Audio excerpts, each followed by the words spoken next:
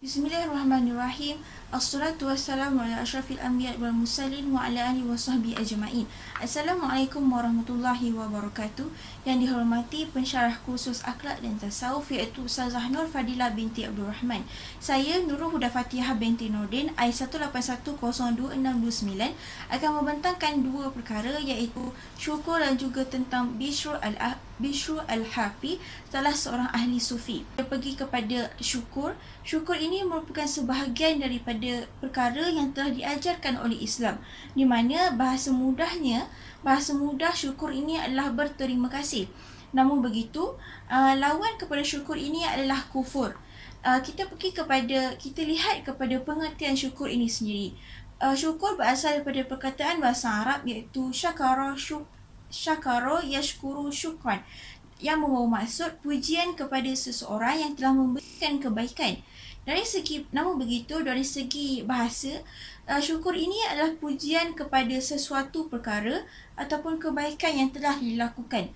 Namun begitu, dari segi istilah syarak, syukur ini adalah pengakuan seseorang terhadap nikmat yang telah dikurniakan oleh Allah, mengikut kepada disertai dengan kedudukannya. Maksudnya di sini pengakuan seseorang ke atas nikmat yang telah diberikan oleh Allah kepadanya, mengikut dan cara dia bersyukur itu mengikut apa yang telah mengikut apa yang bersesuaian dengan yang dikehendaki oleh Allah Subhanahu Wa Taala. Namun begitu, definisi syukur ini menurut Ensiklopedia Islam, syukur ini merupakan ucapan ataupun perbuatan dan juga sikap berterima kasih. Namun begitu, syukur ini juga dapat didefinisikan menurut ilmu tasawuf, di mana ilmu tasawuf telah memberikan definisi syukur itu ialah ucapan, sikap dan juga perbuatan berterima kasih kepada Allah atas nikmat yang telah dikurniakan dengan tulus dan juga dengan tulus atas nikmat yang telah diberikan. Oleh itu, dapat difahami berdasarkan definisi ini, dapat difahami bahawa syukur adalah sesuatu perbuatan untuk membuktikan bahawa seseorang itu menerima nikmat Allah dengan baik. Terdapat 64 kali kalimat syukur ini telah disebutkan di dalam Al-Quran. Antaranya terdapat di dalam surah Ibrahim ayat yang ke-7 yang membawa maksud, dan ingatlah kepada Tuhan kamu yang memberitahu, demi sesungguhnya jika kamu bersyukur, nescaya aku akan tambahi nikmatku kepada kamu, dan sesungguhnya jika kamu kufur, ingkar, sesungguhnya azabku amatlah keras. Seterusnya terdapat juga dalam surah Al-Baqarah ayat 157 yang membawa maksud, kerana itu ingatlah kamu kepadaku, nescaya aku ingat pula kepadamu, dan bersyukurlah kepadaku, dan janganlah kamu mengingkari nikmatku. Berdasarkan dua dalil ini, kita dapat faham bahawa syukur ini adalah salah satu perintah yang telah diberikan oleh Allah, di mana Allah menyatakan untuk bersyukur atas apa yang telah diberikan olehnya kepada manusia. Dan jika kita tidak bersyukur dengan apa yang telah diberikan oleh Allah, azab yang Allah telah menyediakan suatu azab ataupun suatu balasan yang sangat keras. Dan namun begitu, terdapat juga beberapa di dalam surah yang lain, contohnya dalam surah An-Nisa, dalam surah Ali Imran juga terdapat perkataan syukur ini. Seterusnya kita pergi kepada bagaimana kita untuk bersyukur. Yang pertama, bersyukur dengan hati, di mana kita boleh mengakui dan menyedari bahawa nikmat yang kita dapat itu adalah daripada Allah dan bukannya daripada manusia semata-mata. Dan begitu, kita juga perlu untuk yakin dengan kebenaran yang terdapat di dalam Islam.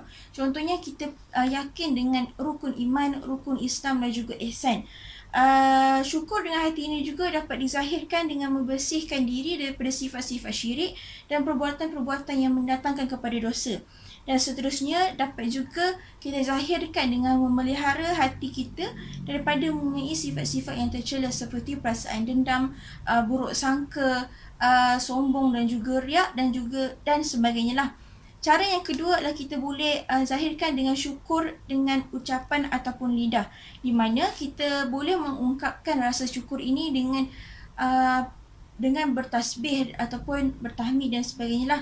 Kita apabila kita menerima sesuatu nikmat itu, contohnya kita masih dapat bangun pada esok harinya, kita perlu untuk ucapkan syukur dengan menyebut Alhamdulillah, di mana kita masih diberikan peluang oleh Allah untuk hidup, menjalani kehidupan harian kita seperti biasa. Dan juga syukur dengan ucapan ini juga dapat dibiasakan diri dengan membaca Al-Quran, berzikir dan perbanyakkan doa lah. Namun begitu, kita juga boleh memelihara diri kita daripada menggunakan perkataan-perkataan yang tidak bermanfaat ataupun perkataan-perkataan yang tercela. Kerana perkara ini akan mendorong kita untuk melakukannya lagi. Jika kita sentiasa mengamalkan perbuatan-perbuatan yang tercela ini, perkataan-perkataan yang tidak bermanfaat ini, kita akan terbiasa dan menyebabkan kita, bila kita lakukan pada hari yang lain, kita tak rasa apa-apa, kita tak rasa dosa dan sebagainya lah.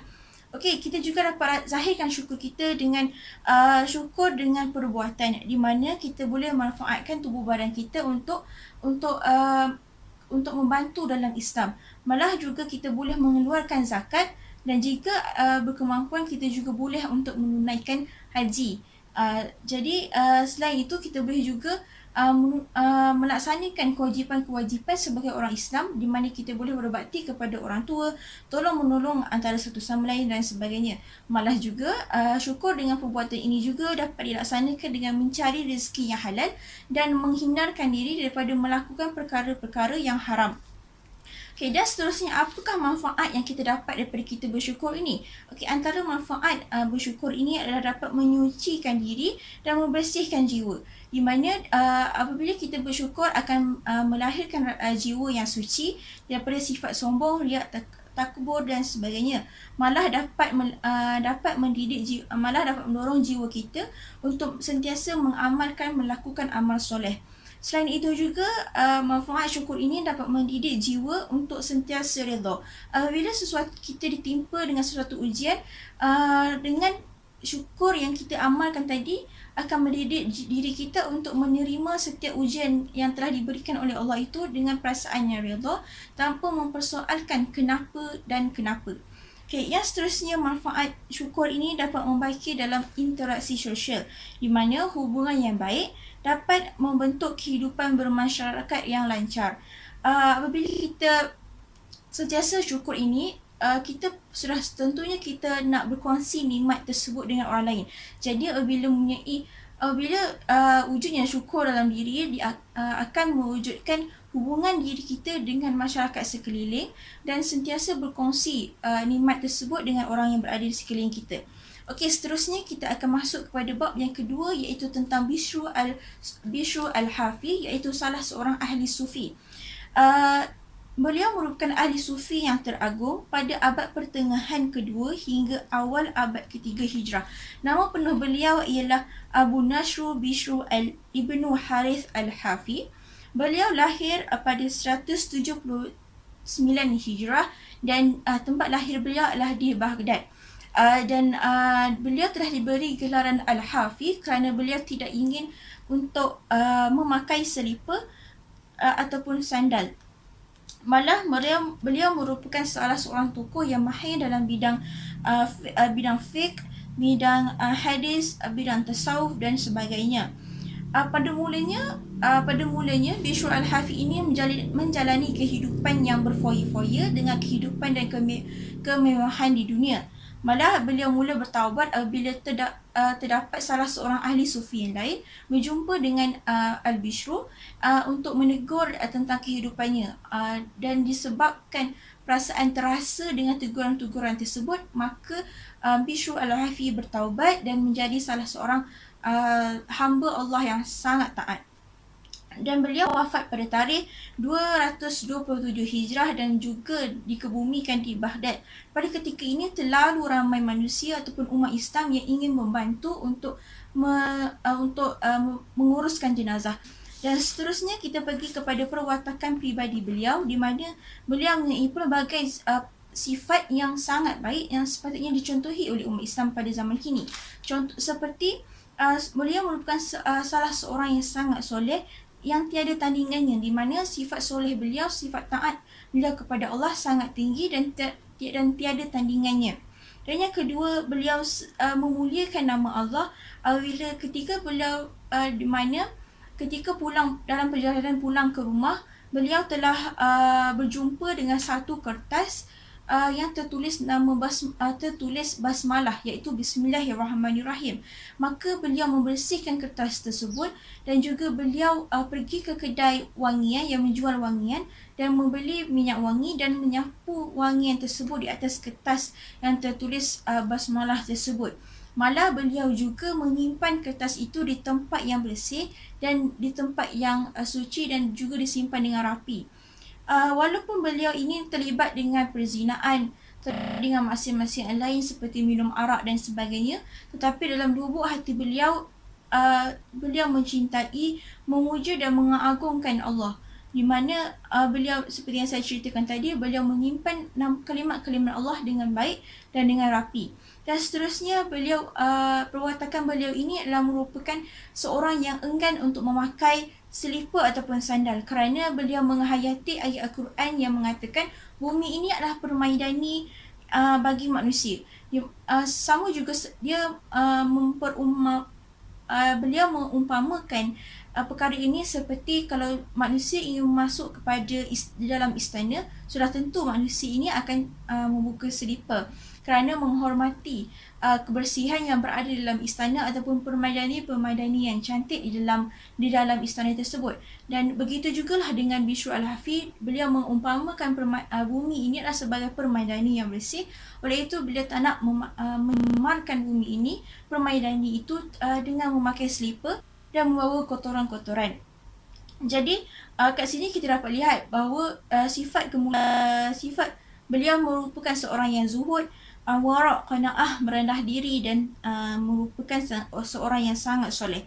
Dan seterusnya, beliau memiliki sifat empati yang sangat tinggi ataupun besar, di mana beliau ketika musim sejuk, beliau tidak memakai baju yang tebal ataupun baju sejuk kerana beliau tidak punya wang untuk kerana beliau ingin merasai penderitaan dan kesusahan orang-orang miskin, dan beliau ini tidak mempunyai wang yang banyak untuk bersedekah kepada orang miskin untuk membeli baju-baju yang tebal, baju yang untuk musim sejuk. Jadi beliau ingin ingin merasai apa yang orang miskin merasai. Jadi beliau tidak memakai baju sejuk ketika musim sejuk dan menyebabkan beliau menggigil ketika musim sejuk. Okey, dalam bidang pendidikan tidak dinyatakan terlalu banyak tentang pendidikan beliau. Yang ada hanyalah yang dinukilkan hanyalah mengatakan beliau ini mempelajari ilmu hadis di Baghdad. Malah beliau berhenti untuk mempelajari ilmu formal ataupun pendidikan formal kerana beliau ingin menjalani kehidupan beliau secara zuhud dan juga sederhana. Tutupnya, apakah faedah yang saya dapat daripada kajian saya terhadap syukur dan juga Bishr Al-Hafi ini adalah, pertama, dapat meningkatkan keimanan kepada Allah, di mana saya dapat meningkatkan rasa syukur apabila mengkaji tentang kehidupan Bishr dan juga definisi syukur itu sendiri. Saya dapat meningkatkan rasa keimanan ini kepada Allah kerana untuk mensyukuri nikmat-nikmat yang telah diberikan. Seterusnya, dapat meningkatkan kesejahteraan dalam hidup, di mana dan memotivasikan diri apabila mengkaji tentang Bishr Al-Hafi yang menjalani kehidupan yang sangat sederhana. Yang seterusnya, faedah yang dapat daripada kajian ini dapat mewujudkan perasaan rendah diri dan juga dapat menghayati perjalanan kehidupan Bishr sebagai sumber inspirasi. Kerana perasaan taubat ini, beliau merupakan seorang yang sangat berpentingkan dunia pada masa dahulu. Tapi beliau bertaubat pada masa yang sesuai, yang telah apabila ditegur oleh Allah Subhanahu Wa Taala. Dan perlu diketahui juga, pintu taubat ini sentiasa terbuka selagi mana kiamat tidak menjelang. Okey, yang seterusnya dapat mengaplikasikan syukur, qanaah dan juga zuhud, di mana sifat-sifat ini dapat melahirkan menjadi seorang Muslim yang sejati dan dapat mendidik jiwa untuk dekat kepada Allah. Okey, itu sahaja daripada saya. Sekian, terima kasih. Semoga dapat memberi manfaat apa yang telah saya kaji ini. Sekian, terima kasih.